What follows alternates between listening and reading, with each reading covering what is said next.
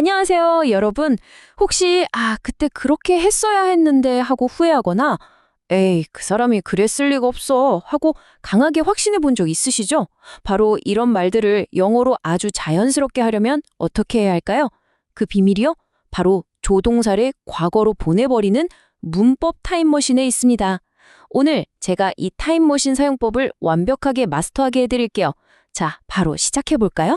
자, 화면에 있는 이 두 문장 좀 보세요.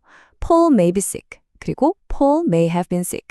딱 보니까 have been이라는 두 단어만 추가됐을 뿐인데 문장의 시간이 현재에서 과거로 순식간에 점프했죠.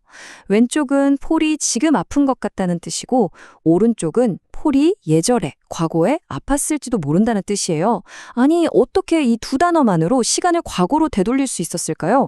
그 비밀이 바로 다음에 공개됩니다. 바로 이 문법 타임머신이 그 비밀의 열쇠입니다. 원리는 아주 간단해요. 여러분이 아는 조동사, may, must, should 이런 거 뒤에다가 have 더하기 과거 분사 형태만 붙여주면 끝이에요. 그러면 조동사가 가진 그 원래 의미, 추측이라든지 후회 같은 의미가 그대로 과거로 시간 여행을 떠나는 거죠. 뭐뭐일지도 모른다가 자연스럽게 뭐뭐였을지도 모른다로 바뀌는 마법이랄까요? 정말 흥미롭지 않나요?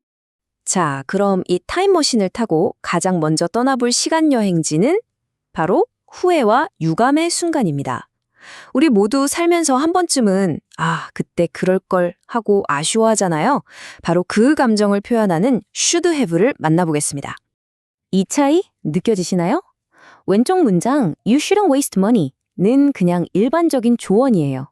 쓸데없는데 돈 낭비하지 마세요 하는 현재나 미래에 대한 이야기죠.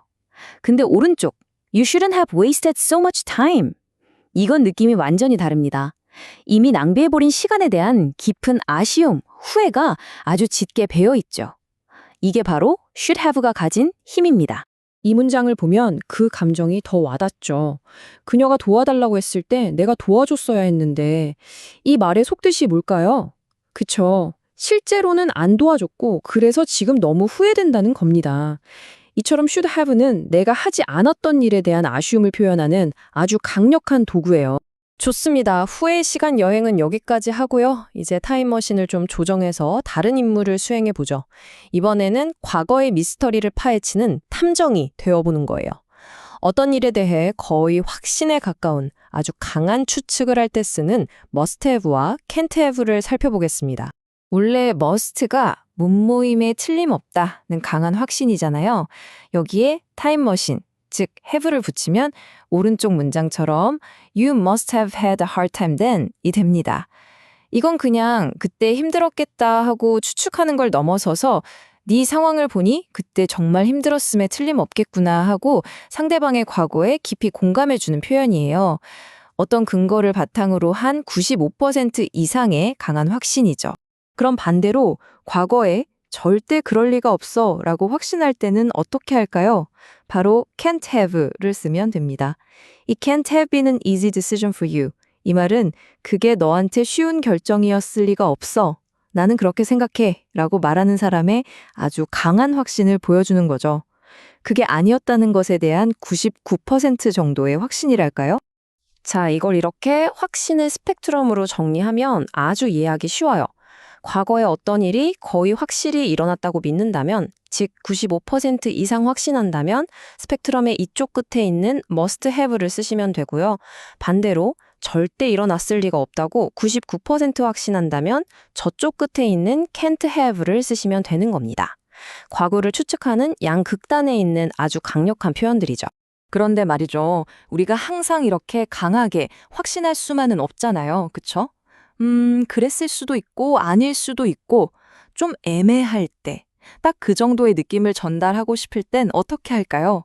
이제 스펙트럼의 중간 지점, 약한 추측의 세계로 가보겠습니다. 네, 맞습니다. 바로 과거에 대한 50대 50의 추측. 확신은 없지만 그럴 가능성은 있다고 생각할 때 쓰는 표현이에요. 아마 여러분 벌써 짐작하셨을 텐데요. 이럴 때 등장하는 게 바로 may have입니다. 자, 드디어 우리가 맨 처음에 봤던 그 문장이 다시 나왔습니다. 이제 이 문장의 의미 완벽하게 이해되시죠? Paul may have been sick. 이 말은 폴이 아팠을 수도 있어. 근데 뭐 아닐 수도 있는 거고 확실하진 않아. 바로 이런 뉘앙스입니다. 가능성을 살짝 열어두는 과거에 대한 조심스러운 추측인 셈이죠. 자, 지금까지 우리 문법 타임머신을 타고 여러 시간대를 여행해 봤는데요. 후회의 순간부터 강한 확신의 순간, 그리고 조심스러운 추측의 순간까지요. 이제 이 모든 여정을 한눈에 딱 정리해서 완벽하게 여러분의 것으로 만들어 드릴게요. 이 표 하나면 오늘 배운 내용 게임 끝입니다. 자, should have는 과거에 대한 후회, 뭐뭐 했어야 했다. must have는 뭐뭐 했음에 틀림없다는 강한 긍정 추측. may have는 뭐뭐 했을지도 모른다는 약한 추측. 그리고 마지막 can't have는 뭐뭐 했을 리가 없다는 강한 부정 추측. 딱 이 네 가지 핵심 표현만 기억하시면 여러분도 이제 문법 타임머신을 자유자재로 쓸 수 있습니다. 자, 이제 여러분이 이 타임머신을 직접 운전해 볼 차례입니다. 어제 저녁을 한번 떠올려 보세요. 그때 야식을 먹지 말았어야 했는데 I shouldn't have eaten that late night snack. 아니면 그 전화를 했어야 했는데 I should have made that call. 혹시 이렇게 후회되는 일이 있으신가요? 오늘 배운 표현들을 사용해서 꼭 한번 문장을 만들어 보세요. 이렇게 직접 써봐야 문법이 진짜 여러분의 것이 되거든요. 오늘 저와 함께 떠나본 문법 시간 여행 즐거우셨나요? 시청해 주셔서 감사합니다.